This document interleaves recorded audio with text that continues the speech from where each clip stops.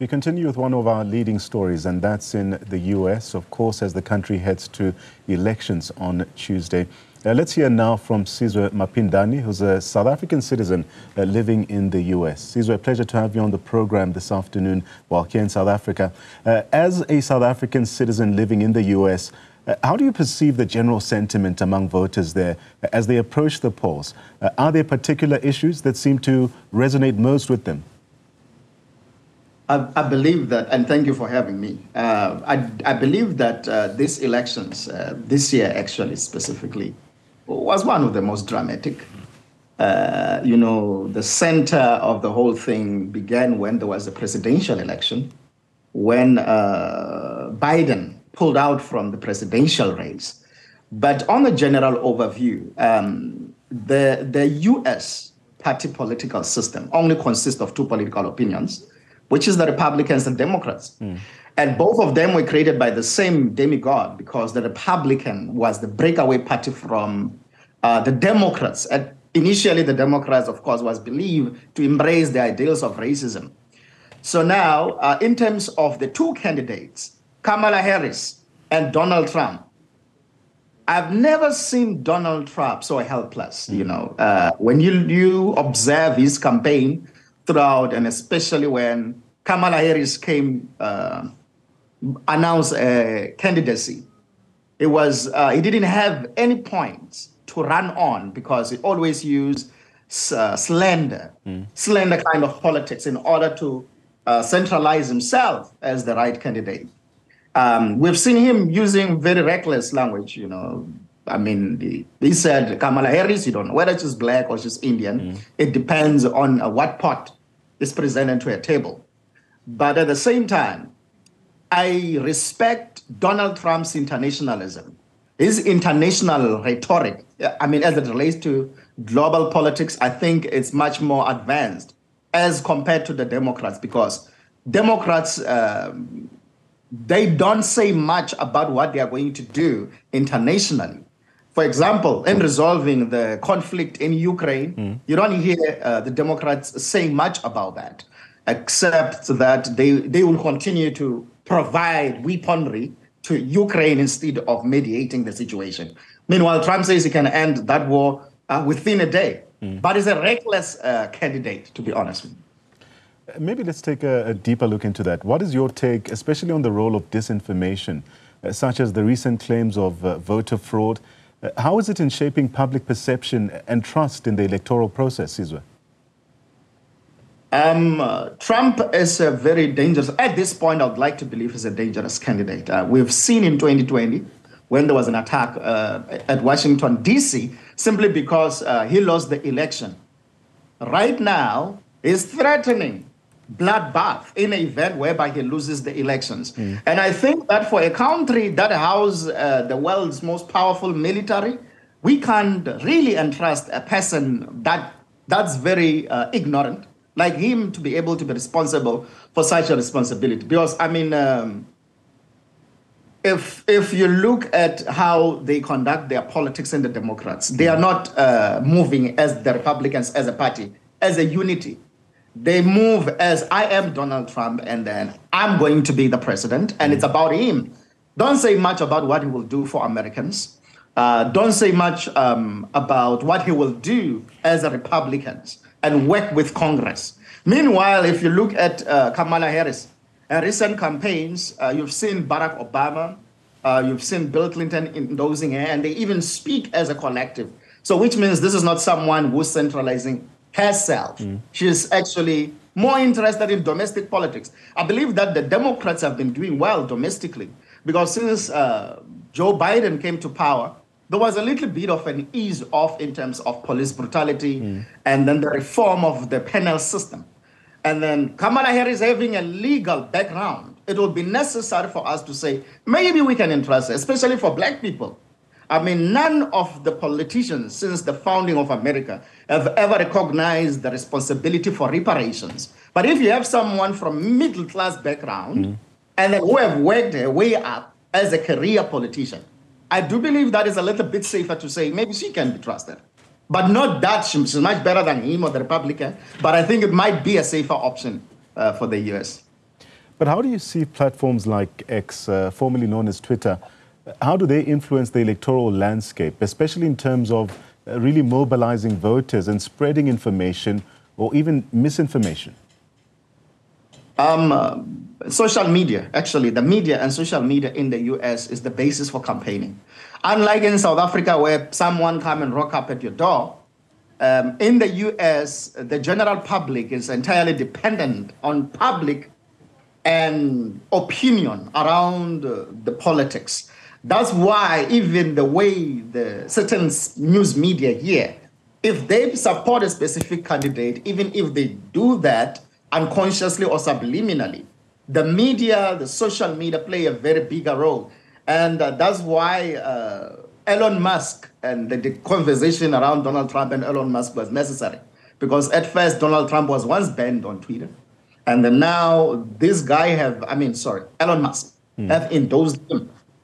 So, you know, it does have an impact. But at the end of the day, I've realized that in terms of the US election, the black vote is a deciding vote because there's a slight difference between the Republican and the Democrats because it's created by the same demigod. So most people don't really vote for a political organization. They vote for a presidential candidate. That's why even in the voting process, there's primaries whereby everybody else, if maybe they're voting in the Democrats, all citizens participate in selecting which candidate.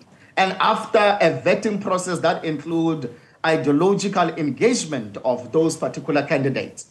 Meanwhile, in South Africa, it's a little bit much different because the ANC will go to Nasrec or wherever, and then they select, 4,000 delegates will select a candidate, and the people will just vote for the organization. So yes, mostly about public perception, public opinion. If you're able to influence public opinion, then you win people's heart. Sizwe, with celebrity endorsements for Kamala Harris, for instance, do you believe that endorsements from high-profile figures significantly impact the voter turnout? Why or even why not? The endorsement from high-profile people is necessary. It means that if people, for example, like your Beyonce, who is an idol to most people, can have trust in this particular candidate. And this election actually is a little bit slightly different compared to most. Because now it's about who is the best candidate, who trusts this person. Business trusts Kamala Harris, because as it relates to Trump, for which I think is not really a bad idea. You say it will impose excessive taxes on bigger corporations. And then, I mean, America is a capitalist economy. So whoever do not interfere with the business of the day like your Kamala Harris. I can't say that Kamala is more administratively experienced than Donald Trump, but at least she's willing to work with the collective, the business, the people who run this economy, and Congress.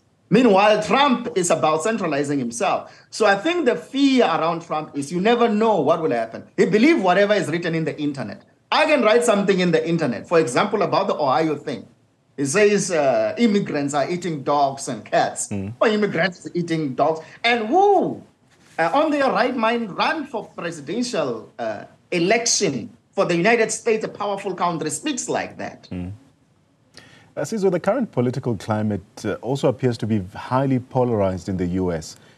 In your view, how does this polarization affect conversations, especially among citizens, both in public and private spheres there?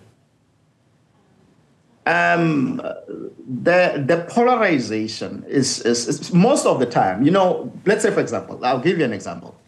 Donald Trump had a history of business. So he's a mogul already.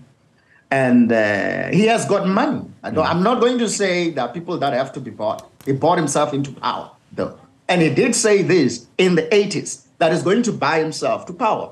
Meanwhile, Kamala Harris is a career politician. I'll say her record is clear.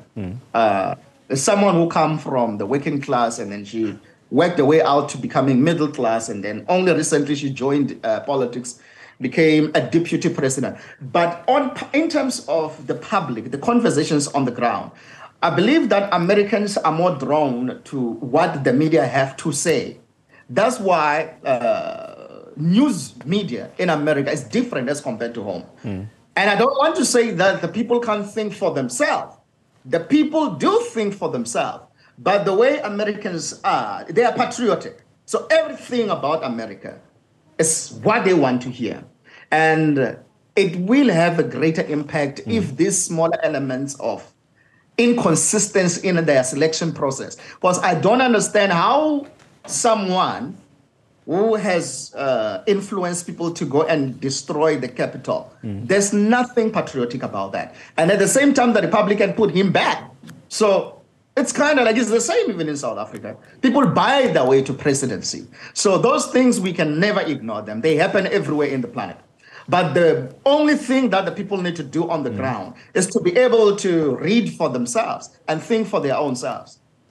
As we wrap, Sizwe, I want to speak to that last point that you make. And also as someone who has lived in South Africa, how do you compare the political engagement and electoral process in the US with those in South Africa? And what lessons could be learned from each other? Yes, so there are both pros and cons in terms of both countries' electoral processes. South Africa's democracy is beautiful on paper, but I do not believe it's practical. Yes, I'm very happy that the IEC can be able to register more than 100 political parties to run for elections, which means you are welcoming a pool of political opinions and change. You're not resistant to change. But of course, the domineering bourgeoisie is there to put in money into specific political campaignings based on who can they select to come and run, so they don't interfere with the business economy, because South Africa is a capitalist economy that is predominantly controlled by a few families. And now they influence politics. They run the politics through the money. And then most politicians, of course, we come from a victimizing past of apartheid. We are most of the time, inherently poor on the ground. So sometimes someone can influence the opinion by giving you a brown envelope. Meanwhile, in the US, regardless of its challenges and of its brutal past, I love what the US have done in terms of the democratic system. The pros about it is that citizens are taught in schools about America. That's why most of them don't know anything else outside of America. When you move around the neighborhood, you see people driving with the American flag. They can die for the flag. They don't play with the flag. They don't need to know much about the world as long as they believe that they are Americans and they believe in America. And in terms of the working system, I love the fact that there's no more discrimination. You can work with a white person, you get paid the same amount of money. Meanwhile, in South Africa, that has not been changed. Right. You know, the legislative framework around the job space in South Africa is still questionable. Here in America, it's well balanced. Of course, there's still this and that can be done. So now the only problem is the fact that here, you only have two political opinions. Right. You've got more than let's conclude, Sizwe. Unfortunately, that's all the time that we have for this particular conversation. That's Sizwe Maphindani. He's a South African citizen living in the US, giving us what he's observed in the run-up to this all-important election in